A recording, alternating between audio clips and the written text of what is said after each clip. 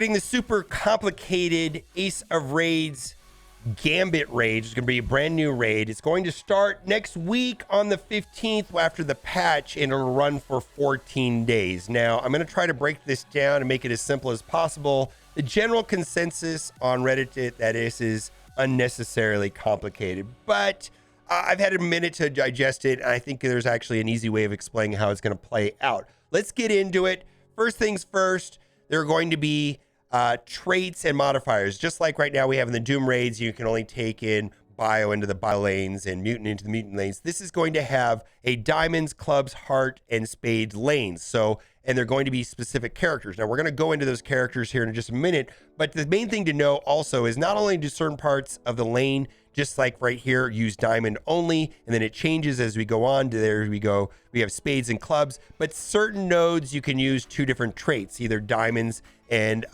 clubs or diamonds and spades, whatever it is. We gotta, and the thing is that I think this is going to be the main problem for a lot of people on this raid is that a lot of the characters are not really that great, and there's this current trend in Marvel Strike Force that is pushing people to upgrade almost every character in the roster.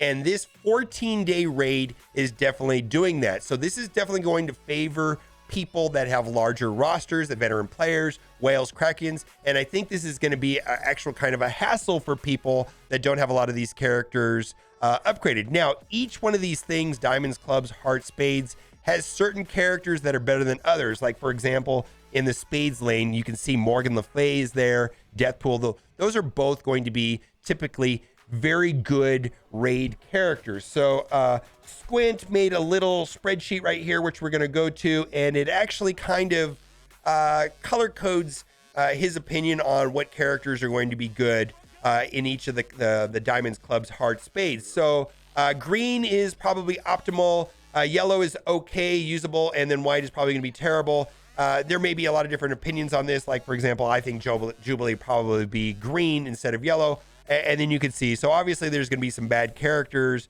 Domino and Deathpool are not going to be good. Yellow Jacket's probably not going to be good. Shatterstar, War Machine probably not going to be good, and so on and so on. So it really depends on what you have.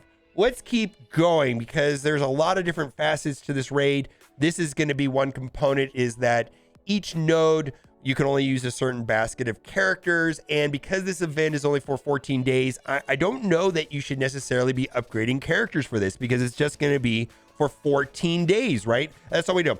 Now, this is kind of a scam part of it, in my opinion. New energy rate refill and heal resources. The raid will have its own dedicated resources for energy refills and heal revives, so that you can't stockpile resources from other raids to prioritize them for this one. So basically, you're not going to be able to do anything now because this is going to use its own currency and resources. And I am going to predict that the highest difficulty on this, because it has like a normal difficulty and then it scales up 1 through 9, and the 9 difficulty is probably going to be very hard. My best guess is that they're going to have packs for this, and they're 1000% going to be selling offers that have this currency that we currently can't get in game. Raid lanes, we kind of went over this. So there's going to be multiple different lanes, and the paths will determine, whether it's diamonds, clubs, spades, and a combination of that. And then there's a numerical way of understanding which way they go. You can see the little arrows all pointing a certain direction. So everybody has a different lane, and that'll be assigned by your science leader. That's going to be a lot of work, I understand. Now, we're going to get into the couple of the variables in this. And the first variable is going to be that the enemies are going to be changing on each day of the raid. So it's not going to have a fixed team.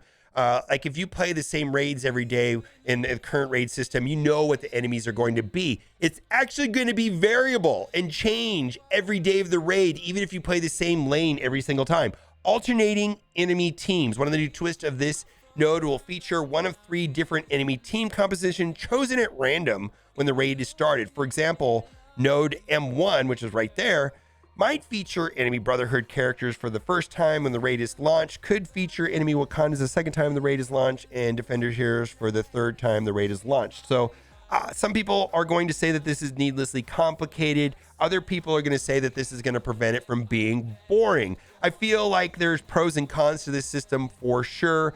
just like there is in Cosmic Crucible. Some people are really annoyed with the room bonuses because it forces people to understand every kit. Some people absolutely love it. I'm on the fence on whether or not this is a good thing, but it seems to make it complicated, that is for sure. Please note that the team composition listed below may include additional characters that are not listed trait. Also, the composition may change in between the different nodes. For example, the Brotherhood theme composition in M1 might be different in M2 and M3. So you're going to basically roll into your node, and every time you roll into a node, it's going to have a different team. And you're going to have to look at it before you go in. You're going to say, oh my God, this node has this has this. It's going to be changing. And then it spells out what they are going to be. And it's going to be different. And of course, we're working up to the boss Gambit. So what we have so far is you get to use certain characters that you haven't been using traditionally for raids against nodes that change on a daily basis with combat modifiers that are unique and different on every single lane. Are you ready for all this? Additive combat modifiers.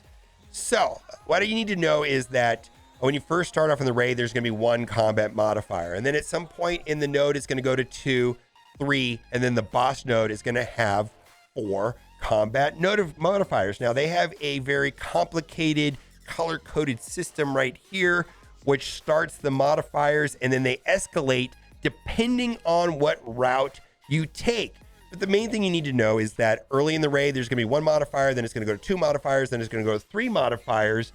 And there's some color coding right here where we can see that. I just want to pull up this right here where you can see how that works. And when let's say you take this lane right here, it's going to start off with the peach.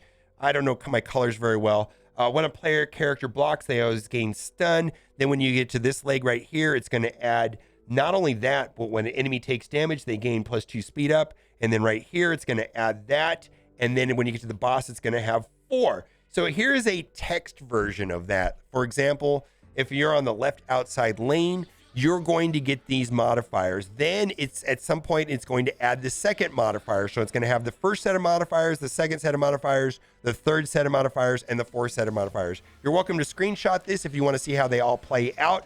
What you need to know is that it's going to get harder, and there's going to be more modifiers every node, and all the 3 lanes that are spelled out right here is going to explain what all the modifiers are. And then the last boss node is going to have 4 modifiers. All right, let's keep going. Difficulty. There's going to be a total of 10 difficulties, and your alliance will be able to pick the difficulties from the beginning. It's not like you have to unlock normal and go up to 1 and 2. No, you can start at the very beginning at difficulty 9.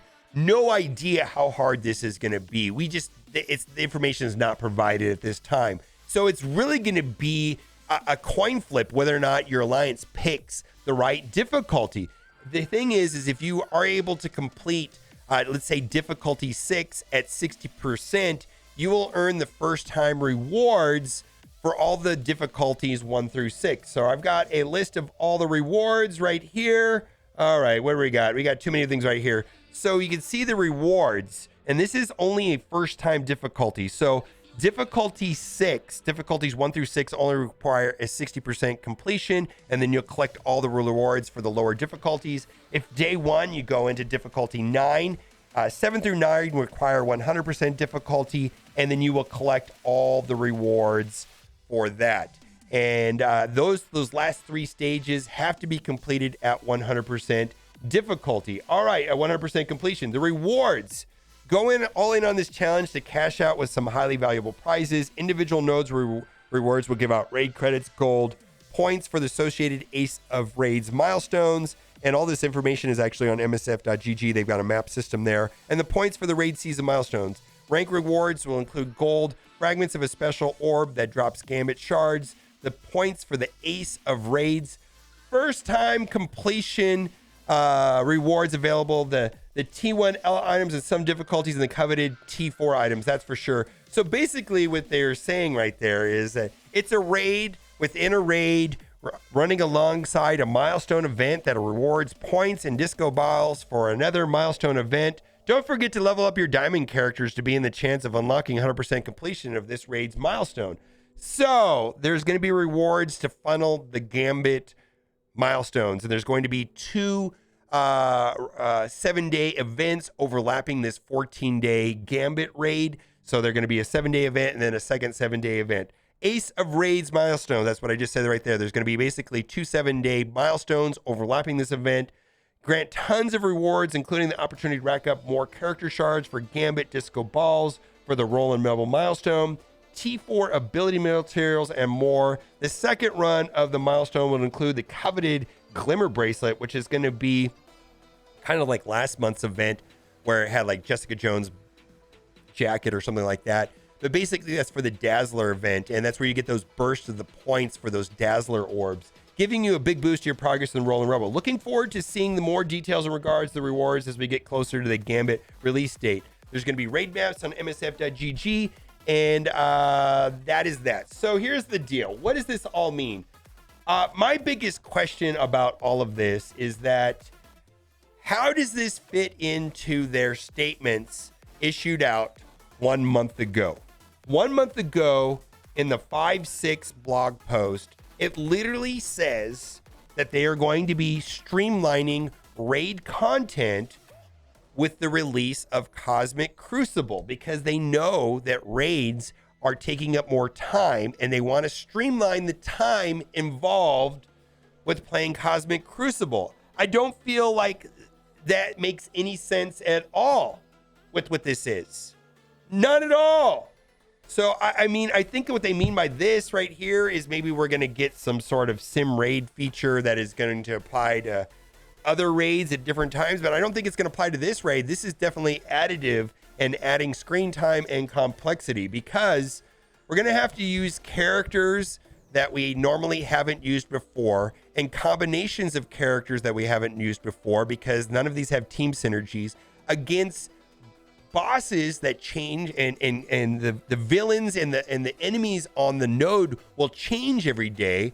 And then depending on what lane you're picking, you're going to have up to 4 different modifiers, and the modifiers are going to vary from player to player. So it's not like you're going to be able to read a guide for every lane because every single lane is going to have different stacks of buffs. At the beginning of the raid, it's going to have 1 buff, and then there's going to be 2 buffs, and then there's going to be 3 buffs, and then there's going to be 4 buffs on the boss. And then you're going to be using characters that we normally don't use. And the bosses and the villains are going to change on a daily basis, and everybody is going to be playing on a different difficulty because some people are going to be playing on normal, some people are playing difficulty 6, some people are difficulty 9. It's going to be different for everybody. This is literally like tower mode, but everybody's going to be playing a different tower every single day with restrictions on characters. I don't know. I mean, I want to be fair and say I want to wait and see how this goes. Like normally I would say things like I'm cautiously optimistic, but I feel like we should be cautiously pessimistic. Every time something like this comes out, what do you think the odds are that this is not going to be broken? What do you think the odds are this is going to work correctly? What do you think the odds that this is going to be basically just an insanely difficult cash grab for top alliances to purchase a bunch of packs because you're going to be letting your alliance down if you don't get through the node, and you better buy these buy these new currency that we've never had before. That's the way I see this playing out. And I think at a minimum, I hope that this is not broken and buggy. I mean, think about the Morgan Le Fay event. The Scourges didn't work right. They had to fix it. They fixed it once and then they broke it again or something. It just didn't work. I feel like at a minimum, this should work correctly, and I'm not even expecting that at all. Let me know what you think in the comment section. And as always, thanks for watching and keep on gaming.